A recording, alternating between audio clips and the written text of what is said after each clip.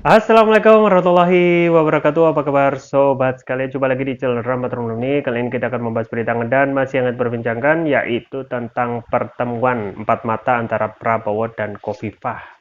Dan ini tentu saja memunculkan spekulasi apakah akan menguatkan siapa yang akan digandeng Prabowo di dalam kontestasi Pilpres 2024. Tentu saja ini awal kesedihan dari Caimin yang sudah berharap-harap awalnya sudah berkoalisi dengan Gerindra, ya, atau ya pertemuan Prabowo Kofifa ini hanya penjajakan semata untuk melihat reaksi pasar. Ini sesuai dilansir oleh Detik Jatim. Langsung saja kita baca dan kita ulas. 180 menit, 4 mata Prabowo Kofifa dan sinyal duet di Pilpres 2024. Surabaya, sudah 2 kali Ketua Umum Gerindra Prabowo Subianto jauh-jauh terbang ke Surabaya bertemu dengan Gubernur Jatim Kofifa Indar Parawansa. Pada 2 pertemuan itu, Prabowo tak segan memberi pujian setinggi langit dan memberi kode untuk meminang Kofifa di Pilpres 2024. Pertemuan pertama berlangsung selama 90 menit pada 3 Mei tahun lalu. Ya. Saat itu Prabowo mendatangi Kofifa di Gedung Negara Geraha di Surabaya. Lalu semalam Senin, Prabowo kembali datang ke Kota Pahlawan untuk bertemu Kofifa. Keduanya berbicara empat mata juga selama 90 menit, artinya ada 180 menit atau 3 jam momen intens antara Prabowo dan Kofifa. Saat bertemu di Gerahadi tahun lalu, Prabowo mendapat jamuan istimewa. Kofifa sebagai tuan rumah menyajikan rawon, bakso, hingga buah-buahan. Nah ini. Kofifa tak segan mengupaskan dan mengiriskan nanas, produk andalan Jatim dari Gunung Kelut untuk Prabowo. Kofifa juga sempat mengajak Prabowo keliling taman di belakang Gerahadi yang menurut Prabowo suasananya seperti di Amsterdam, Belanda. Kala itu Prabowo mengaku sekedar silaturahmi dengan Kofifah. Selepas pertemuan di Gerahadi itu, Prabowo tak segan menyanjung Kofifah. Ya, dari dulu saya memang sudah perhatikan jejak beliau, pengabdian beliau, kepedulian beliau terhadap masyarakat, rakyat, dan pembangunan bangsa. Jadi saya alhamdulillah lebih banyak belajar. Saya lebih banyak menceritakan cara-cara beliau mendorong ekonomi rakyat, pertanian, swasembada pangan. Saya kira ya itu ya, ungkap Prabowo waktu itu. Selanjutnya Prabowo gantian membalas jamuan Kofifa tadi malam. Prabowo tampaknya mengenakan batik berwarna kuning senada. Kofifa juga memakai batik dan kerudung warna kuning. Ini waktu beberapa bulan lalu saya diterima Ibu Gubernur di kediaman beliau dan dijamu makanan di Gerahadi. Saya kali ini membalas beliau, kira-kira itu dalam rangka silaturahmi, dalam rangka melanjutkan komunikasi kita beliau sebagai pemimpin Jawa Timur, kata Prabowo setelah bertemu Kofifa di De Sumatera, Surabaya. Prabowo mengatakan ada banyak hal yang dibahas selama 90 menit bersama Kofifa, salah satunya soal sejarah Nahdlatul Ulama NU. Tempat ini menarik unik, jadi ada kesan-kesan sejarah dan sebagainya. Kita membahas macam-macam sejarah NU. Beliau menceritakan upaya beliau dahulu melanjutkan komunikasi dengan Timur Tengah, dengan dunia akademis di Timur Tengah tandasnya. Prabowo puji Kofifa setinggal langit. Pujian Prabowo untuk Kofifa. Saya ditanya soal Pilpres 2024, Prabowo melirik Kofifa sejurus. Kemudian dia menyebut bahwa mereka tidak langsung membahas terkait kontestasi pesta demokrasi, bahas Pilpres. Tadi tidak langsung kita singgung ya Bu ya. Tentunya itu pada saatnya akan kita bahas, kata Prabowo seolah memberi kode. Prabowo tidak secara to the point menjawab soal kecocokan dengan Kofifa, namun dia tak segan memuji Kofifa setinggi langit. Menurutnya Kofifa punya kemampuan besar di tingkat negara dan internasional. Saya kira beliau salah satu tokoh yang mempunyai kemampuan di tingkat negara dan bangsa. Saya banyak belajar dari beliau, puji Prabowo. Sementara Kofifa tampak malu-malu saat ditanya soal duet Prabowo di Pilpres 2024. Kofifa lalu melontarkan kalimat singkat lalu tersenyum. Matur nuwun, sampun, matur nuwun kawan G. Terima kasih sudah, terima kasih kawan-kawan ya, kata Kofifa.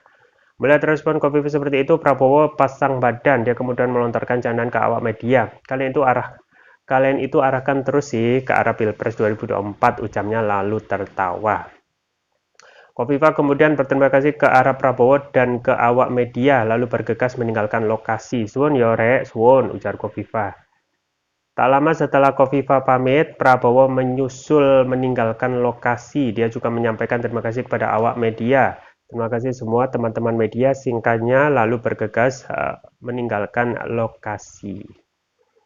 Ya, itu ya sobat sekalian terkait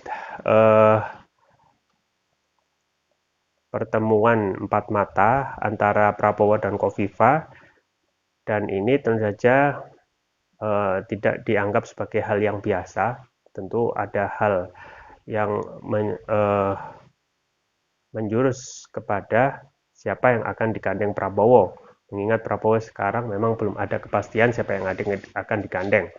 Kalau melihat gestur politik ya, apakah Prabowo itu ya dengan skenario awal ya dengan menggandeng Caimin, mengingat Caimin juga kalau kita melihat memang basisnya juga pemilih ya NU ya, tetapi ada sedikit gestur yang terlihat dari Prabowo itu kurang begitu meyakinkan ya kalau Caimin itu akan bisa meraih suara yang signifikan kalau digandeng sebagai bacawa pres. Dan sejauh ini memang waktu itu begitu cepat berlangsung ya, dan sekarang itu sudah 2023, sebentar lagi pendaftaran baca pres dan bacawa pres, dan waktu sekitar Oktober itu pendaftaran ya, jadi sekitar 5 bulan ya, 5-6 bulan, dan dengan kesibukan ya manuver para ketua umum termasuk juga para partai ya, itu tentu saja akan bersiap-siap untuk menentukan masa depan ya masing-masing partai maupun siapa yang akan diusung ya oleh partai untuk menentukan masa depan mereka. Nah, memang sekarang kita ketahui ya, kalau kita melihat konstelasi siapa yang akan dijadikan bacawa pres ya, itu masih tanda tanya ya. Mengingat pertama kalau Caimin itu elektabilitasnya tidak begitu moncer, tetapi Kofifa so far ya itu juga banyak sekali dispekulasikan akan digandeng oleh Anies ya. Tetapi masalahnya Anies itu belum pernah bertemu Kofifa sekalipun ya. Jadi Anies di Jakarta sedang Kofifa di Jawa Timur di Surabaya. Nah, memang jauh-jauh Prabowo ke Jawa Timur yaitu ke Surabaya itu ya bukan tanpa maksud ya. Sudah 2 kali pertemuan yang dilakukan oleh Prabowo ya, yang terakhir tahun lalu Mei 2022 dan yang terakhir yang hari kemarin itu. Dan ini tentu saja menjadi hal yang biasa dari partai politik yang dalam penentuan bacawa pres itu bukan hal yang biasa ya, bukan hal yang main-main, perlu ditumbuhkan rasa yang sifatnya chemistry ya. Kadang kalau kita ingin menggandeng siapa yang akan kita jadikan rekan ya ataupun teman ya, dalam hal ini tentu saja hal yang lebih besar yaitu wakil presiden ya, bacawa pres, tentunya harus nyambung dalam hal pembicaraan gitu ya. Kemudian juga nyambung dalam hal membangun hubungan yang erat ya. Jadi waktu itu juga perlu untuk diinvestasikan dalam hal membangun chemistry. Nah, kalau kita melihat waktu yang yang diberikan oleh Prabowo ya sampai jauh-jauh ke Surabaya gitu ya, dan memang Prabowo sudah pastilah melihat potensi Ibu Kofifa yang sangat moncer ya elektabilitasnya kalau digandeng sebagai bacawa pres gitu ya, karena di belakangnya ada masa berbasis NU ya, kemudian juga masa pemilih dari Jawa Timur. Dan ketika kita ketahui ya, masa pemilih Jawa Timur itu sangat gemuk sekali. Nah, bisa dibayangkan ketika Jawa Timur ini ya bisa juga menjadi kunci eh, pemenangan ya. Suara signifikan itu ada di Jawa Timur, ya pokoknya Jawa Tengah, Pulau Jawa ya, Jawa Barat itu sudah pasti kemungkinan akan diraih oleh apa namanya suara pendukung Anies ya. Tinggal Jawa Tengah dan Jawa Timur. Nah, Jawa Timur ini ya, kalau Jawa Barat sudah direngkuh ya, kemudian oleh Anies misalnya, dan Jawa Timur itu menjadi pertanyaan siapa yang akan mengambilnya ya.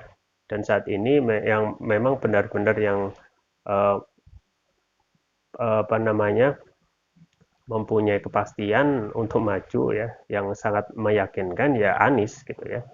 Anies sudah dideklarasikan oleh tiga partai koalisi ya, karena sesuai syarat presidensial threshold, dan itu tidak didapatkan ya ketika kita melirik ke koalisi yang lain. KIB belum ada calonnya gitu ya, begitu juga uh, apa namanya koalisi Indonesia Raya KIR gitu. Meskipun Prabowo sudah dipastikan akan naik, tetapi ada kesan ya, dan ada ganjalan ya, Prabowo sekarang masih menjabat ya. Jadi keuntungan dari Anies setelah tidak menjabat itu yang apa namanya, yang diprediksi banyak orang akan membuat Anies itu nganggur, ternyata sekarang justru ya dengan selesainya masa jabatan Anies sebagai gubernur DKI Jakarta justru membuat ya langkah Anies itu semakin mobile ya, dan itu bisa dilihat dengan manuver Anies yang begitu cepat dengan safari politik di berbagai daerah dari ujung timur sampai ujung barat, penerimaan masyarakat ya itu ya kata Rocky Gerung itu ya politik partisipasi ya. Jadi orang datang itu bukan karena diiming-imingi duit ya, pasti ada sedikit-sedikit ya, tetapi mayoritas kalau kita melihat ekspresi naturalitas dari yang ya menyambut kedatangan di setiap daerah itu sangat antusias. Nah, ini menjadi pertanyaan ya untuk calon lawan Anies, yaitu Prabowo yang saat ini memang kadang-kadang uh, tiga itu ya, Prabowo dan Ganjar. Nah, sayangnya Ganjar sekarang terganjal juga masalah masih menjabat sama seperti Prabowo, dan ya belum ada deklarasi yang resmi ya siapa yang akan mengusung Ganjar. Padahal sekarang sudah masuk waktu yang sangat kritis, kalau tidak segera bergerak ya, elektabilitas itu cenderung akan dimiliki orang yang terus bergerak, yaitu Anies. Yaitu ibaratnya kalau lomba maraton ya, Anies itu sudah lari duluan ya, yang lain belum siap-siap gitu ya. Bisa diprediksi gitu ya, siapa yang akan memenangkan lomba lari maraton tersebut. Nah, memang bisa dijadikan bantahan argumen ya, waktu persiapan nanti setelah pendaftaran itu cukup ya. Tetapi tentu saja kalau kita melihat waktu persiapan yang didapatkan oleh Anies justru lebih banyak gitu ya. Sejak awal akhir tahun Oktober, setelah dideklarasikan oleh Nasdem sebagai baca pres, itu sedari awal ya sudah ibaratnya sudah menanam pohon ya sebagai modal awal bagi Anies untuk meraih ya suara dan dukungan dari masyarakat mayoritas di dana Indonesia Timur ya, tetapi juga di Indonesia Barat. Nah, ini akan menjadi persoalan ya ketika eh, partai koalisi yang lain tidak segera mendaftarkan atau mendeklarasikan siapa yang akan apa namanya dimajukan sebagai baca pres.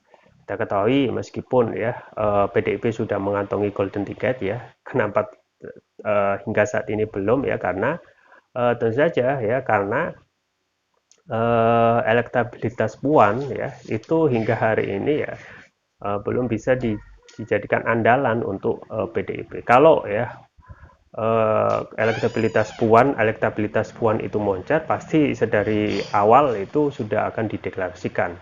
Tetapi hingga saat ini ya deklarasi itu Puan ya elektabilitasnya tidak kunjung naik.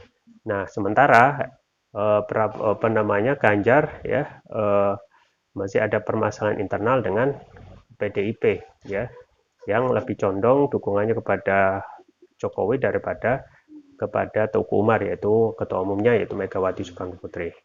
Jadi ini sangat seru ke depan ya, siapa yang akan digandeng oleh Prabowo, apakah Kofifa ya ataupun yang lain ya, ataukah skenario yang lain, yaitu misalnya menggandeng PDIP dengan mengajukan Prabowo Puan atau sebaliknya Puan Prabowo ya, dan menyisakan yang menjadi pertanyaan adalah Ganjar gitu ya.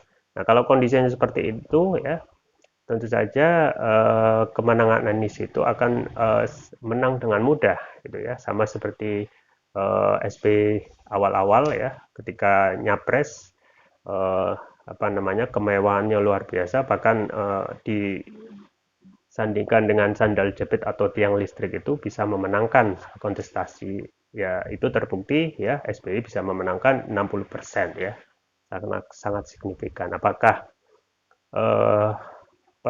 momen tersebut bisa terulang ya, kita tunggu saja ke depan ya, tergantung bagaimana kecepatan dari partai koalisi dan juga orang yang dicalonkan ya, yang elektabilitasnya moncer ini ya, agar segera dideklarasikan, yaitu Prabowo dan juga Ganjar. Itu saja yang bisa saya sampaikan, semoga bermanfaat. Jangan lupa like, share, dan subscribe. Sampai jumpa lagi. Wassalamualaikum warahmatullahi wabarakatuh.